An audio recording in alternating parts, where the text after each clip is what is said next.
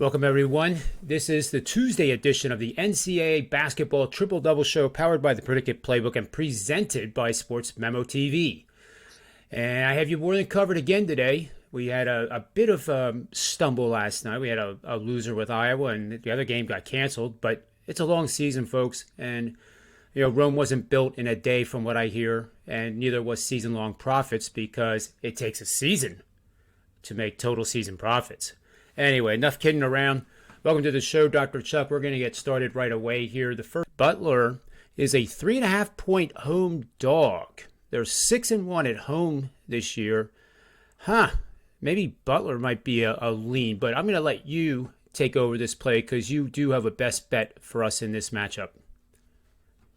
Yep, and you brought it up. It's not on the side. We're looking at the total here. Sitting at 131, hopefully that is where you see it when you get to one of your outs after you listen to this analysis. The Butler Bulldogs, they're slow. LaVall Jordan's team, we're talking, they run in the bottom 10 adjusted tempos in the league, in the nation of 358 teams.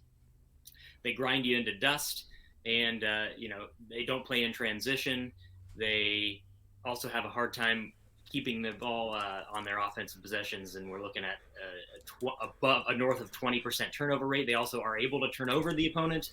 Seton Hall comes in, a couple of injuries, not at full strength, off of 2 losses, and we have a bevy of factors that lead into this. Seton Hall is fantastic at limiting transition. Butler's not even trying to get out in transition, and on the Seton Hall front, they hold the opponent in non-transition to an effective field goal percentage of 41, which is top 10 in the entire nation.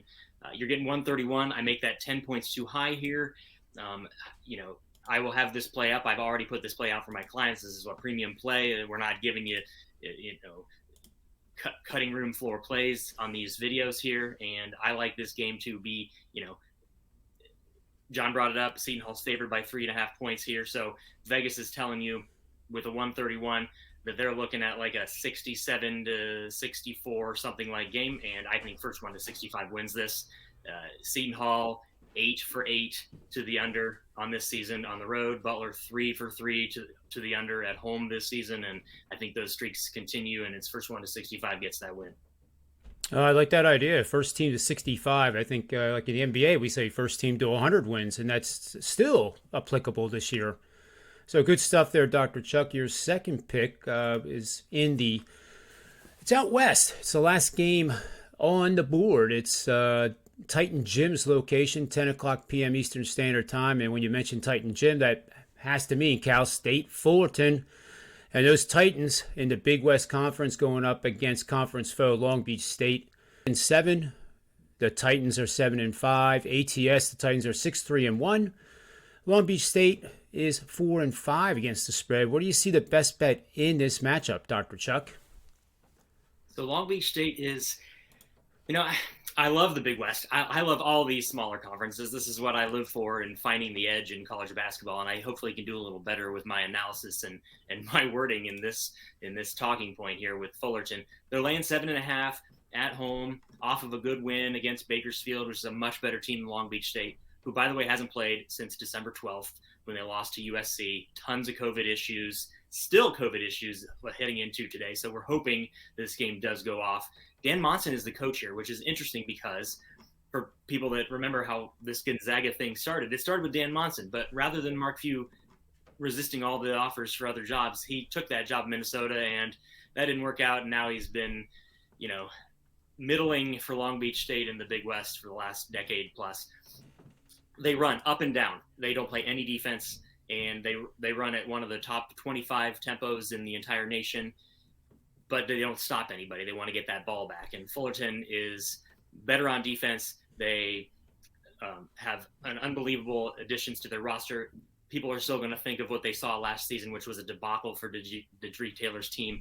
And EJ Anasicki is going to be the guy you're looking at here. Vincent Lee is also a stud. They're both going to kind of remind you of Isaiah Mobley, who just completely ransacked the Long Beach State defense for the USC in their last matchup. And I think I like the Cal State Fullerton team total over 75.5, as they should be able to score effectively, as they get to face this Long Beach State defense that is 350th in allowing effective field goal percentage to the opponent and 330th in 3 points.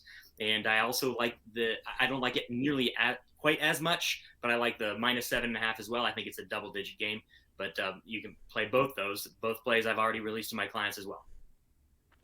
It's great stuff, Dr. Chuck. I don't even have a question for you in these breakdowns. You did them so thoroughly. It's just nice to sit back and listen to what you have to say. I mean, Dr. Chuck is one of the best out there, and we'll give a little shout out to Bart Torvik too.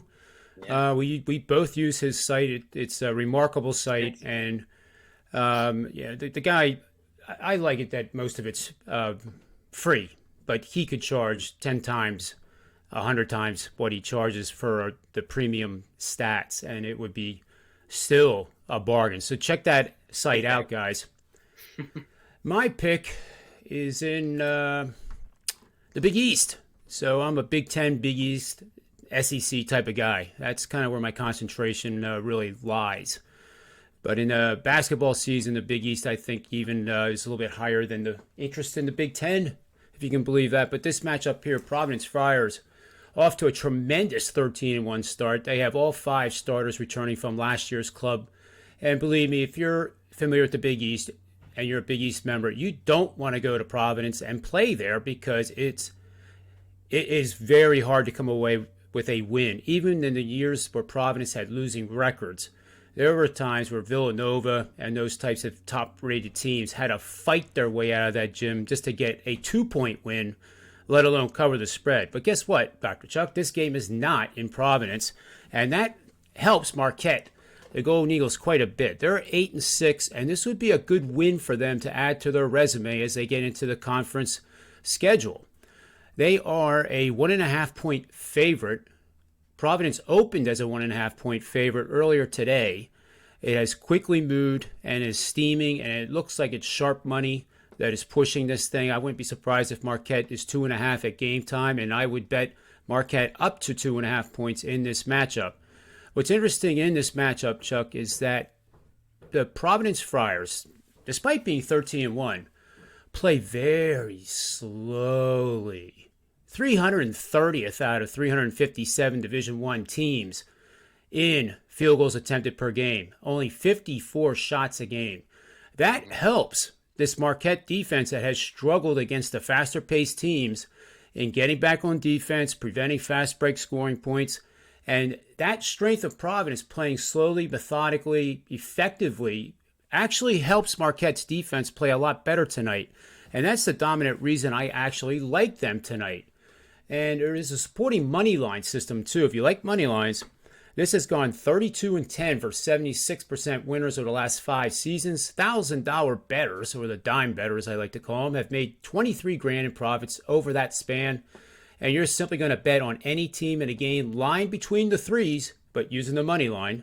After 2 games in which they allowed 75 or more points in each one of those games, and facing up an opponent coming off 3 consecutive games in which they and their opponents scored 70 or fewer points.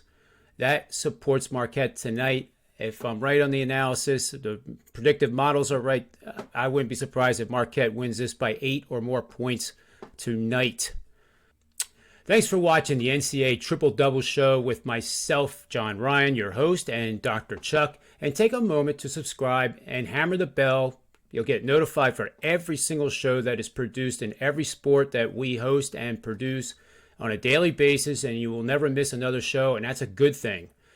So have yourself a great Tuesday in the sports betting markets, and we'll see you again on Wednesday with another edition of the NCAA Triple Double Show. So until then, bet with your head and not over it, and may all the wins be yours.